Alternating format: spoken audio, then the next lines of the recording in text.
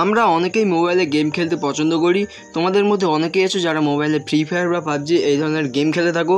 So guys, মোবাইলে game খেলার সময় অনেকেরই মোবাইলে কল আসে। তো সেই কলটা যখনই আমরা রিসিভ করতে চাই তখন কিন্তু মোবাইলে নেটওয়ার্ক ঠিকঠাকভাবে চলে না।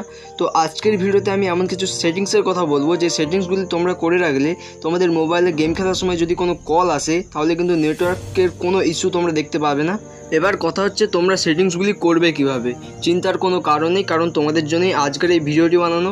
এই ভিডিওর মাধ্যমে তোমরা সমস্ত কিছু জানতে পেরে যাবে, কিভাবে সেটিংস করবে, কিভাবে তোমাদের এই সমস্যার সমাধান করবে, সমস্ত কিছুই জানতে পেরে যাবে।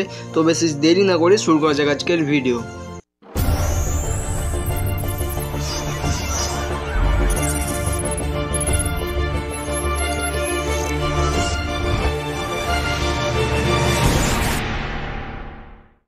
সো গাইস, শুধুমাত্র একটি সেটিংসের সাহায্যে তোমরা তোমাদের এই সমস্যার সমাধান করতে পারো।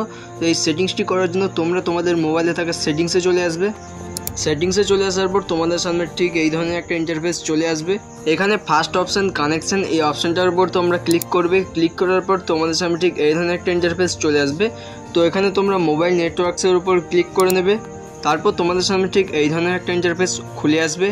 সো গাইস, এখানে ভোল্টি কলস একটা অপশান পেয়ে যাবে তোমরা। এই সেটিংসটি প্রথম থেকেই তোমাদের মোবাইলে অফ করা থাকবে। তো এই সেটিংসটি তোমরা এখান থেকে অন করে রাখবে।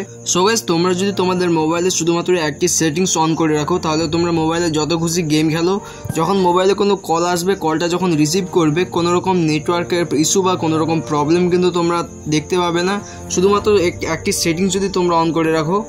সো গাইস, আজকের ভিডিও তোমাদের কেমন লেগেছে অবশ্যই কমেন্ট করে জানাবে, এবং নতুন ভিডিও খুব তাড়াতাড়ি আসছে চ্যানেলে।